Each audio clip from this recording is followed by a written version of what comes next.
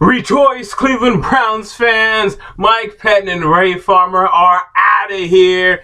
Oh my goodness, thankfully. And I remember a month ago, for those of you that have been around for a while, if not, welcome, I made a video saying fire Ray Farmer and Mike Pettine.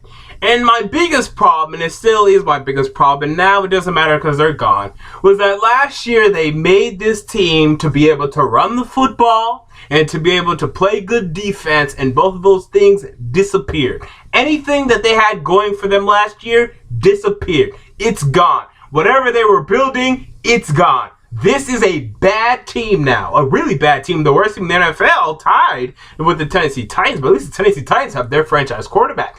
Now you guys have a little punk boy in Johnny Manziel who's still getting on your nerves. You guys sound like some adopted parents, like you adopted like this bad child, this little punk who's pissing you off, who just can't figure it out. I mean, it's so comical. The headlines and the stories that come out of Cleveland about Johnny Manziel, it's so ridiculous. We know it. He's a brat, but you picked him. And that's why Ray Farmer, who may say, oh, I didn't pick him. It was Jimmy Haslam. Jimmy Haslam made me pick him. Oh, well, guess what? You also okayed the Justin Gilbert. Well, it was Mike Pettine. Mike Pettine wanted him. You can't keep complaining. You had the opportunities. Mike Pettine doesn't have the authority over you. You have the final decision.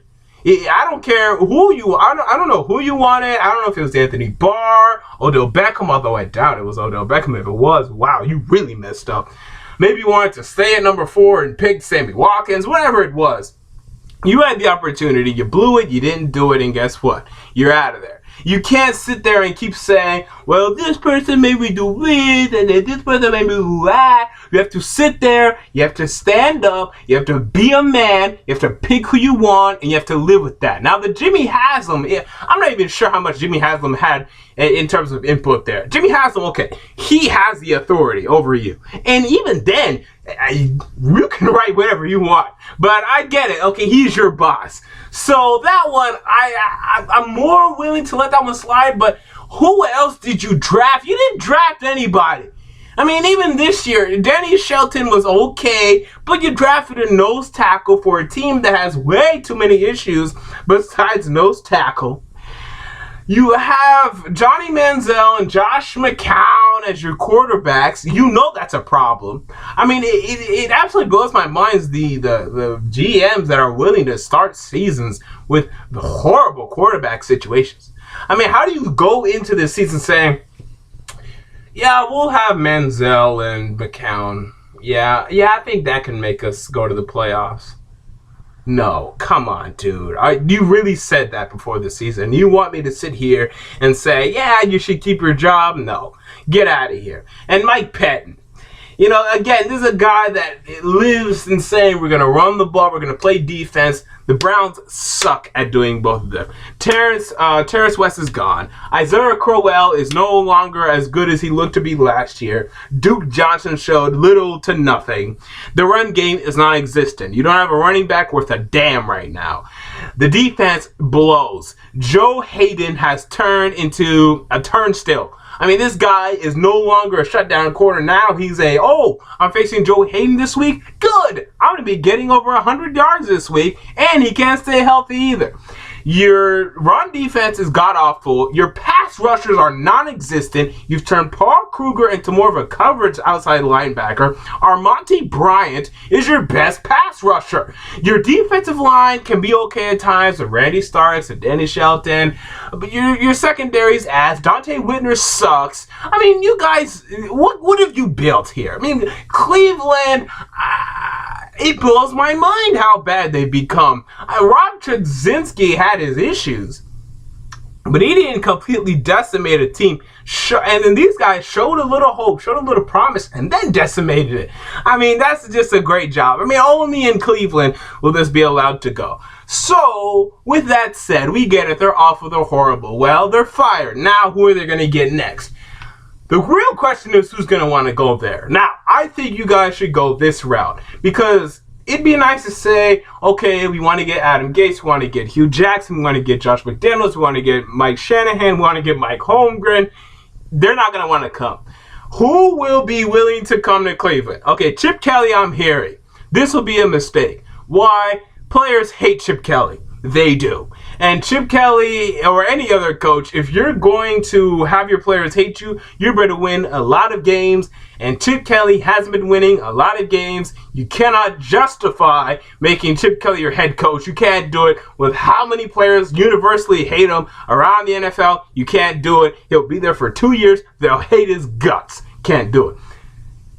I like Doug Marrone. Now, I know this won't really give you great confidence here, but trust me, the Bills had their best season in how many years under Doug Marrone? I'd say maybe, 8 years? Like, when they went 9-7 with Doug Marrone last year, I think that was like their best season in 7 years with Doug Marrone. They went 9-7. We're near the playoffs. Maybe it was even more than 8 years. I mean, that was one of the best seasons the Bills have ever had in the 2000s.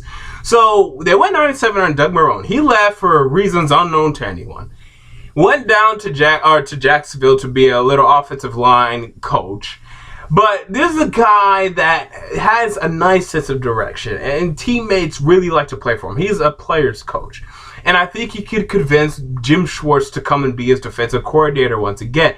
Allow the Cleveland Browns to go to a 4-3 defense. And you may say, well, we don't have the pieces for it. You don't have the pieces for anything right now. Danny Shelton can play 4-3 defensive tackle. Paul Kruger can play defensive end. I don't think he's very good. Armonte Bryant, I don't care about. I'm sorry, I don't. To Sean Gibson, you need to re-sign. Dante Whitaker, get him out of here. Joe Hayden, he's in trouble. I think you need to plan for him not to be very good. You can keep him, but plan for him to not be very good. Plan to get other corners in there. That way, in case he's not very good, you have other players you can start ahead of him because he just doesn't look very good at all.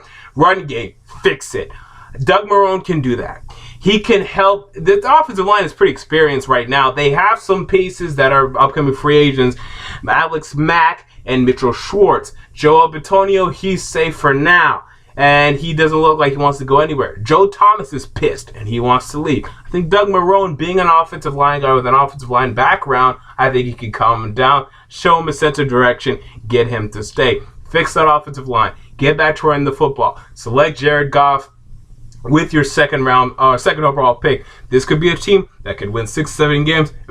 Get back on track to being a team worth a damn in the NFL. And if not Doug Marrone, then get his defensive coordinator that I just talked about, Jim Schwartz, who rebuilt Detroit, who brought them from being an 0-16 team, brought them up on a nice linear path. It was linear. Okay, then they went down, and then it went right here, and then they fired him.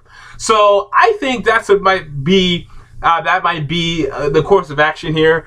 I'm not sure they're going to do that because they're going to do whatever the hell they want, and they're unpredictable, and they're going to do whatever the hell they want, and good luck with that. But overall, Cleveland, you guys are in trouble, but things can be saved here. You just have to hire the right personnel. In terms of general managers, there's all kinds of candidates. I'm not really sure how good any of them are. It's nice to say, okay, Nick Caserio, who is the director of player personnel or some sort of title like that for New England. Okay, he's from New England, let's get him. It's easy to say that. That doesn't mean he's going to be good. You want somebody, because he may be nice selection talent, but he may not be good with the salary cap. You bring him in, he drafts nice, but I backloaded the salary cap and we have no salary cap. Okay, we're going to get Chris Ballard from Kansas City. Okay, we bring him in. Oh, he's nice at selling to free agents. He sucks at getting draft picks. You never know. I mean, we haven't seen these guys. We don't know enough about these guys, so I'm not really going to talk about GMs. Hire the right guys. Find out if they're the right guys.